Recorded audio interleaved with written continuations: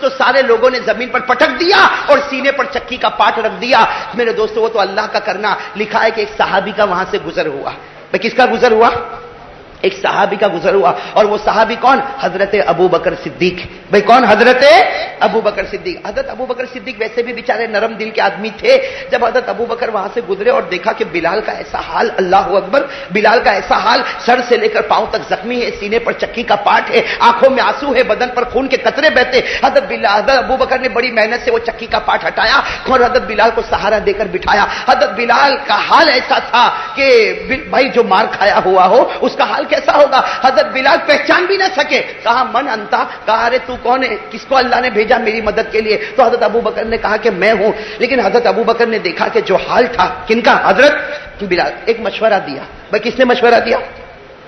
حضرت ابو بکر رضی اللہ تعالیٰ عنہ نے مشورہ دیا. بڑا عجیب اور واقعتاً بہت اچھا مشورہ دیا. کیا مشورہ دیا؟ کہا دیکھو تمہارا اس وقت جو حال ہے کوئی بھی دیکھے گا رحم آ جائے گا. حضرت ابو بکر نے فرمایا کوئی بھی دیکھے گا رحم آ جائے گا. اب تمہارے پاس دو راستے ہیں. کون کہہ رہے؟ حضرت ابو بکر صدیق رضی اللہ تعالیٰ عنہ. کن کو کہہ رہے؟ حضرت بلال کو. لکت سبیلان, اے بلال تمہارے پاس دو راستے ہیں. ایک راستہ تو یہ ہے کہ دل میں ایمان رکھو اور جب کوئی مارنے والا آئے تو کہہ دو کہ بھائی میں ایمان نہیں رکھتا.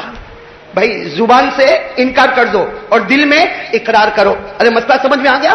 یعنی دل میں تو یہی رکھو کہ میرا خدا ایک اور میرے آقا محمد الرسول اللہ صلی اللہ علیہ وسلم. لیکن جب مارنے والا کوئی آئے تو کہہ دینا بھائی میں اللہ کو بھی نہیں مانتا, محمد کو بھی نہیں مانتا. میں مارنے والا آئے تو اپنا چھٹکارا کر دینا. کہا ایک راستہ تو یہ ہے. بھائی حضرت ابو بکر نے ایک مشورہ تو یہ دیا. اور دوسرا مشورہ کیا دیا؟ دوسرا مشورہ یہ دیا کہ ایک کام کرو, یا تو ابھی اٹھو اور ابھی سیدھے محمد کے پاس چلے جاؤ صلی اللہ علیہ وسلم. بھائی سب کہو صلی اللہ علیہ وسلم. حضرت ابو بکر نے کہا ابھی میرے نبی کے پاس چلے جاؤ, اس لیے کہ میرے نبی جب آپ کا یہ حال دیکھیں گے ابھی بددعا کریں گے اور نبی کی بددعا ہوگی اور یہ سب برباد ہو جائیں گے.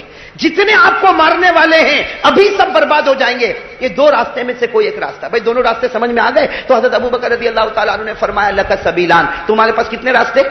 دو راستے. سننا حضرت بلال کا جواب سننا. حضرت بلال نے کیا فرمایا؟ پہلا راستہ تو منظور کر ہی نہیں سکتا. کہا پہلا راستہ تو منظور کر ہی نہیں سکتا, اس لیے کہ بلال جان دے سکتا لیکن محمد کا انکار نہیں کر سکتا.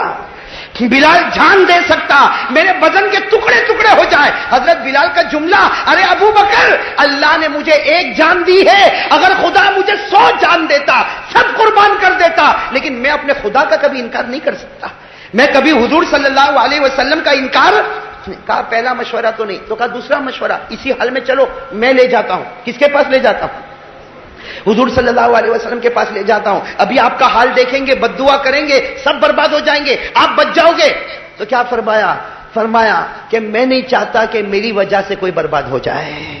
بھائی وہ حضرت بلال کا دل تھا. کہا میں نہیں چاہتا کہ میری وجہ سے, میرے ایک کی وجہ سے اللہ کے رسول کو تکلیف دوں, کہ اللہ کے رسول جب میرا یہ حال دیکھیں گے تو وہ تڑپیں گے, وہ بددعا کریں گے, یقیناً کریں گے, ان کو مجھ سے محبت ہے, مجھ کو ان سے محبت ہے, لیکن میں نہیں چاہتا کہ میری وجہ سے کوئی برباد ہو. حضرت ابو بکر کو کیا کہا؟ آپ اپنے راستے پر چلے جاؤ, مجھے یہاں پر رہنے دو. کیا کہا؟ آپ اپنے راستے پر چلے جاؤ, مجھے یہاں پر. میرے دوستو حدیث پاک میں لکھا حضرت ابو بکر کو اچھا نہیں لگا. کیوں نہیں اچھا لگا؟ اس لیے کہ کتنے مشورے دیے؟ دو.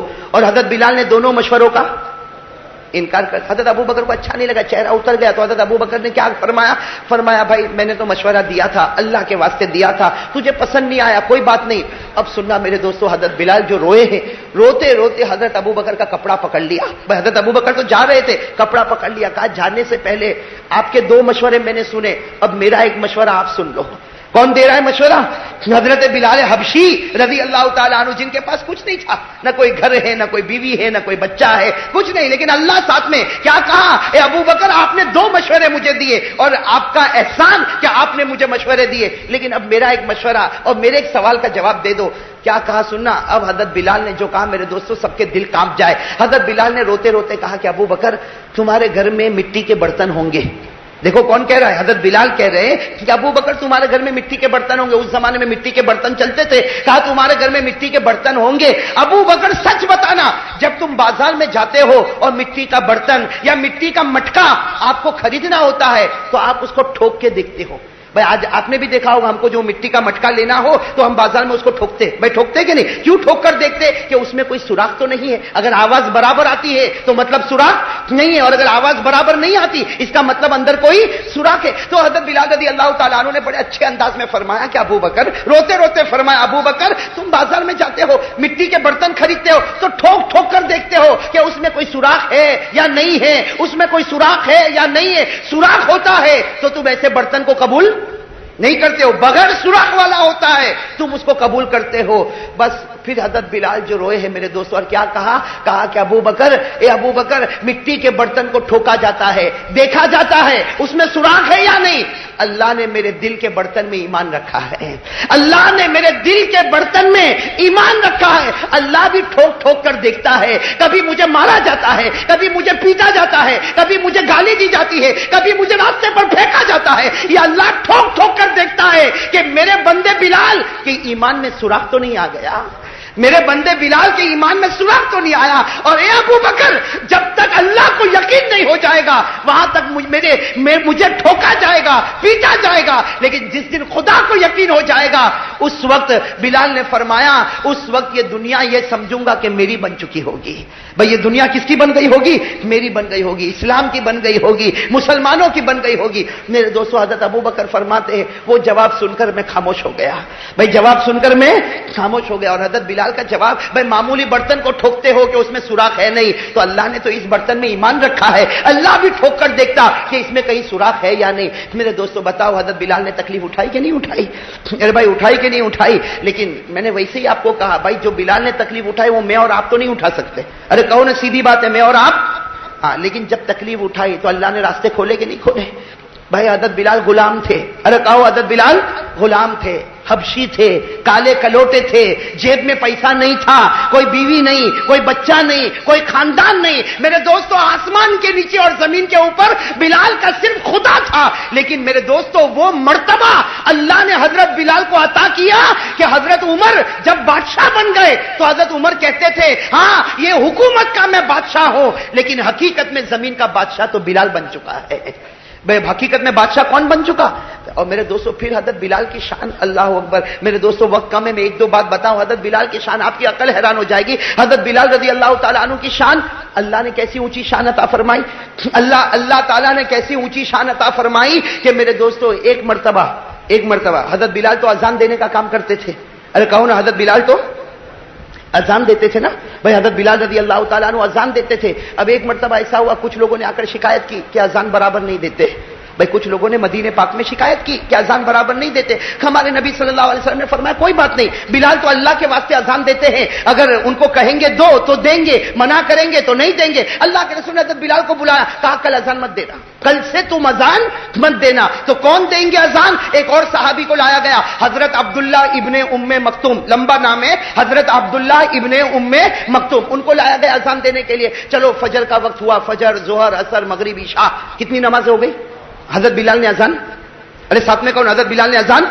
اب عشاء کی نماز کے بعد بیٹھے, بہت بڑا مجمع بیٹھا, حضرت بلال بھی بیٹھے. بھائی بلال تو بالکل سادہ انسان تھے, نبی کے قدموں کے اوپر جان دینے والے, وہ بھی قریب میں بیٹھے تھے. لکھا نزل جبرائیل, آسمان سے حضرت جبرائیل آئے اور کیا فرمایا؟ حضرت جبرائیل نے آ کر کہا کہ اللہ کے رسول آج کیا بات ہے مسجد میں نماز نہیں ہو رہی ہے؟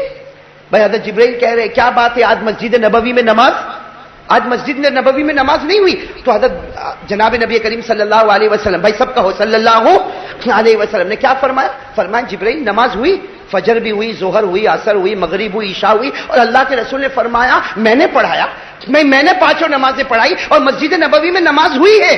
حضرت جبرائیل نے کہا نہیں ہوئی نماز, آج مسجد نبوی میں 5 نمازیں نہیں ہوئی. تو اللہ کے رسول نے فرمایا واللہ قد صلینا, قسم خدا کی ہم سب نے نماز پڑھی ہے, تم کیسے منع کرتے ہو؟ ہم نے فجر, ظہر, عصر, مغرب, عشاء 5 نمازیں پڑھی. حضرت جبرائیل نے فرمایا ہاں تم نے پڑھی ہوگی, لیکن آج آسمان پر کسی نے نماز نہیں پڑھی, آج آسمان کے فرشتوں نے نماز نہیں پڑھی. تو ہمارے نبی نے پوچھا لیما, ارے بھائی کیوں نہیں پڑھی؟ تو حضرت جبرائیل نے فرمایا ارے جب بلال اذان دیتے تھے تو جیسے زمین پر صفیں بنتی تھی, آسمان پر فرشتوں کی صفیں بن جاتی تھی. بھائی زمین پر صحابہ کھڑے ہو جاتے تھے, آسمان پر فرشتے کھڑے ہو جاتے تھے. تھے. آج بلال نے اذان نہیں دی تو اوپر اذان کی آواز پہنچی نہیں اور کوئی نماز کے لیے کھڑا نہیں ہوا. اس لیے اللہ کا حکم ہے جب تک آپ رہو گے آپ کی مسجد میں بلال ہی اذان دیں گے. جب تک آپ رہو گے آپ کی مسجد میں کون